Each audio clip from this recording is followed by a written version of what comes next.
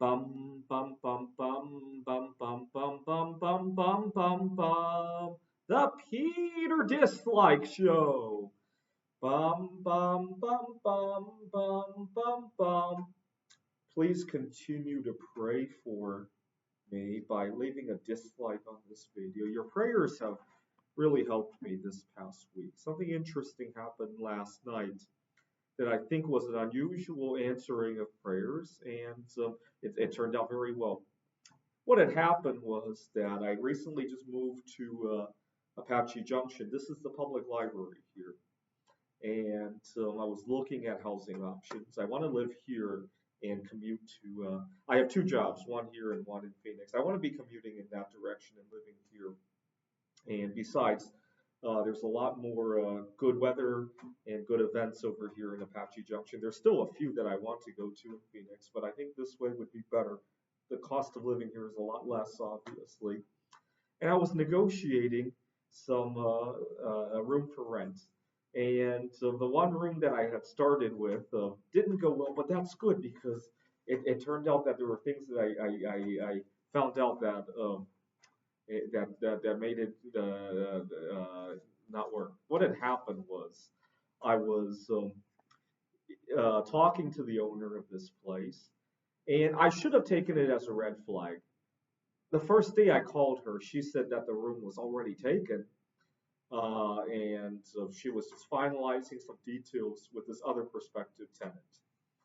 And I was kind of disappointed because I liked the location. I told her, okay, let me know if something opens up in the future. Life is always in motion, something like that. Well, the next day she texts me back and says that the tenant decided not to move in. What had happened was they had a falling out over something, some differences. When I picked up the phone, the first thing she said was, hey Andrew, do you have any sort of hearing problems? I thought maybe she couldn't hear me over the phone. After all, you guys remember how raspy my voice was the other day. And I said, no, what happened? And she said that the reason that the new prospective tenant and her couldn't get along was because he had a mild hearing loss, and she said that would be a big problem because she would be telling him something and he couldn't understand it. And I should have taken that as a red flag, but I was too excited about the location, and so I continued with that negotiation. I knew it technically wasn't kosher for her to think like that, but I allowed myself to get too drawn into the location. Because you got to remember, last week I was dealing with a lot of drama in my life. My ex girlfriend just got married, and I wasn't too disappointed about that, but for some reason I wanted to take my mind off of that. And that's when I started looking for the housing. That's when I started going crazy with my art projects. That's when I started negotiating with things at work. I'll talk about some work goals that I have in a moment. And so I continued to allow myself to get drawn in by this room for rent, and I had some good discussions. So what had happened was that I've learned an important life skill. Even though my lease is up tonight at the place in Phoenix, and technically I feel pretty desperate to get into this place, I've learned how to hide that desperation. It helps that the weather is getting better, right? If I need to sleep out of my car for a couple of nights, it's not the end of the world. It's less than ideal, let's put it that way. It's not the end of the world. That's a very important skill to have. If I didn't know how to sleep out of the car, or if I didn't have the car at all, this whole negotiation could have played out differently. Let's put it that way.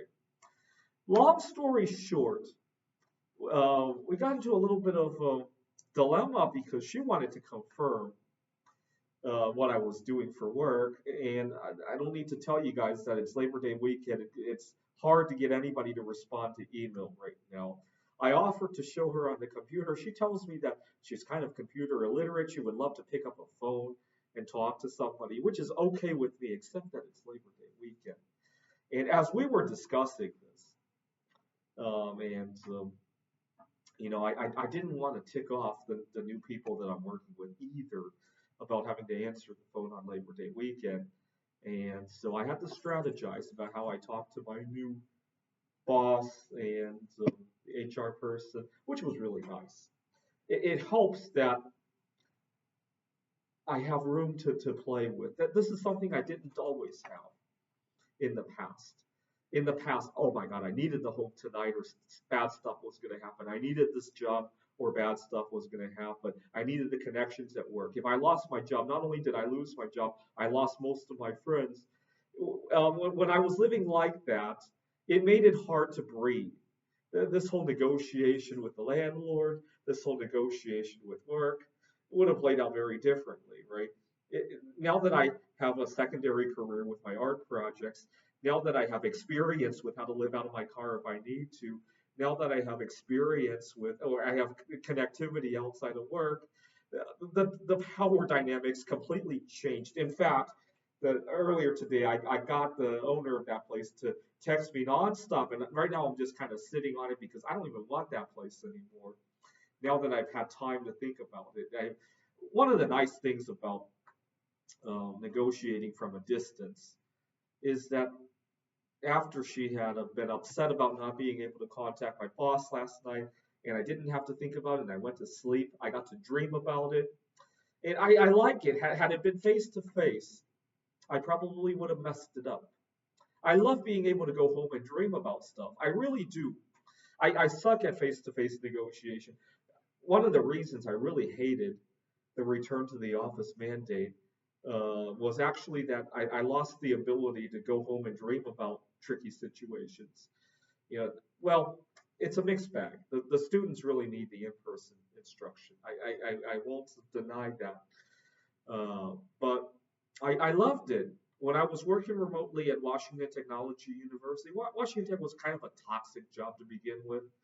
The students were very nice. Management was kind of toxic. The reviews of the place are still up online. I'll let you Google that on your own. They're pretty accurate in my opinion. I never left a negative review, but the reviews that are up there are pretty accurate. But stuff would happen, right? My boss would say something, email me, or text me something. And I would dream about it for a couple of nights. I was living in Wallace, Idaho at the time, and I would have a good response. We went back to the office in late 2021, and everything quickly fell to shit because I wasn't able to do that anymore. And so that's something that I want to work on. I want you guys to continue to pray for it. But your prayers have been helpful because had she not been insistent on saying, "Oh my God, I can't understand computers. I need to call your boss," I might have taken that place and quickly realized that it wasn't the place that I wanted. So your prayers have been really helpful. Today I'm going to look at another place, and so it helps that I kind of before I answered the new place earlier this morning, I kind of scouted a good place to sleep in my car tonight if I needed to, and it made me feel really comfortable having that. I mean, I hope I don't have to, but just knowing that I have that place made me feel really good while I was talking to the new prospective landlord. I don't, let's put it this way, I don't like sleeping in my car, but I like that I'm able to sleep in the car. I don't know if that's a good way of putting it. It feels good to have that in my back pocket. Ideally, I would never use it. Right? It's kind of like a nuclear weapon. Right? Ideally, it never gets taken out of the closet. Right? But it's there. Right? It feels really good. Anyway, there is one skill that I want to get better at here in Apache Junction. When I was working for Maricopa colleges, there are a few campuses I worked out of over there. I had a difficult time with helping out my colleagues because I suck at saying yes without the yes becoming the norm. Let me give you an example.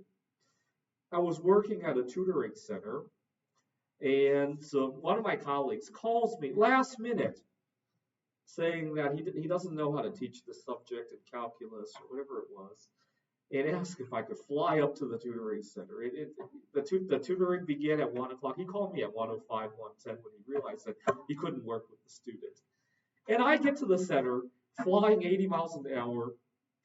I got there at 1:15. The student's only available till 2 o'clock. Now, what's really uh, interesting is that he came 1 to 2 usually. The rest of my work doesn't begin at 3, and that's part of the reason why I wasn't even working with him in the first place.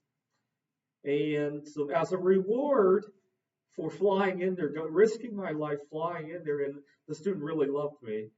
I got the student for the rest of my time at that center, and it was really fucking annoying because he was available 1 to 2, and the rest of my work doesn't begin until 3. I have not there. The center is in a weird place in town where I have no errands to run or anything.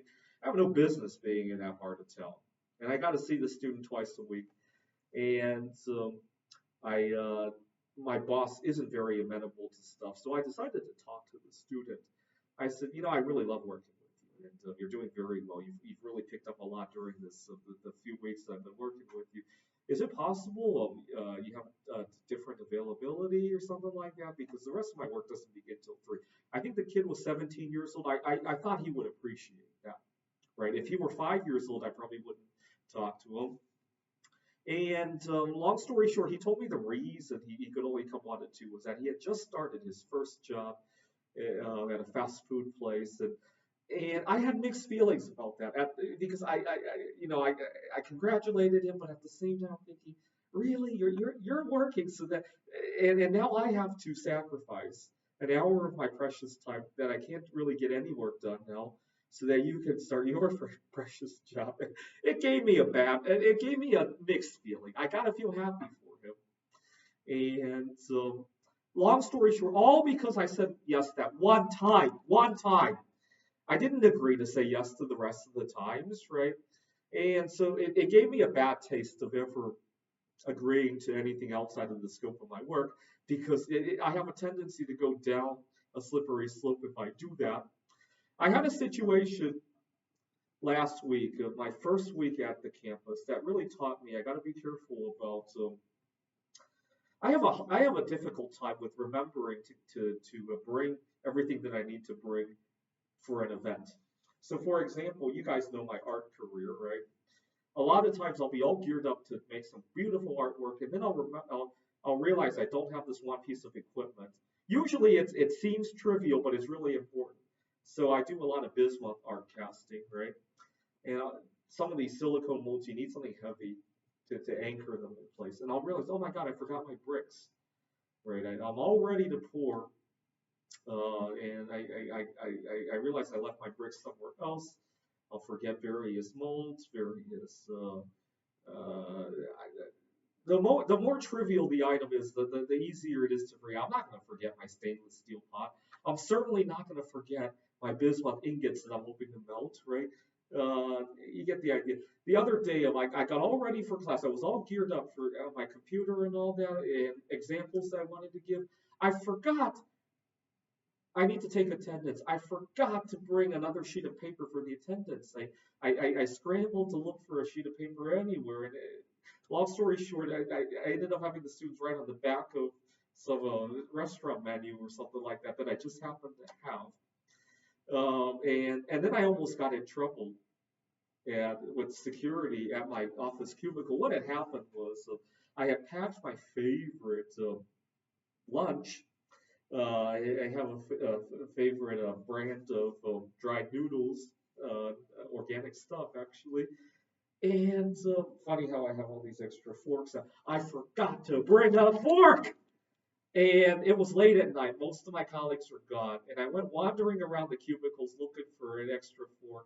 And security got really concerned. It doesn't help that I look very young for my age. He thought I was a student prowling around the campus. And when I explained to him what I was looking for, he laughed his head off. But stuff like that always drives me nuts. I got to be more diligent about that because forgetting a fork, forgetting a brick or a sheet of paper to take attendance, that's usually not the end of the world. Where it gets me in trouble is I get stranded when I forget something, forget my cell phone, and I run into a car breakdown on the road or something like that. I haven't taken a vacation in 5 years, but when I do, I guarantee there will be something that I forget that makes my trip a lot more miserable than it has to be. So those are some goals I plan to work on. Getting better at these in-person negotiations, getting better at not forgetting details, right? Attention to detail, getting better at what else did I say? Saying yes without the yes becoming the default answer, right? Getting better at having more leverage. Had I had three jobs at the time that I was working at the tutoring center, I probably would have went up to my boss, even went up to the students. I probably don't have the nerve to say it to my student because I really have good chemistry with all of my students. It's the circumstance that I didn't have good chemistry with.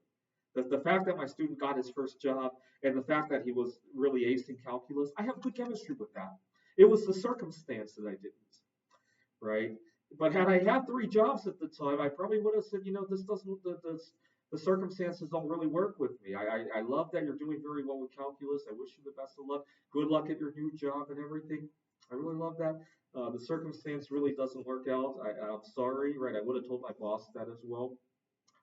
This is the Peter Dislike Show. Please continue to pray by disliking. Bum bum bum bum bum bum bum bum bum bum bum bum. The Peter Dislike Show. Bum bum bum bum bum bum bum.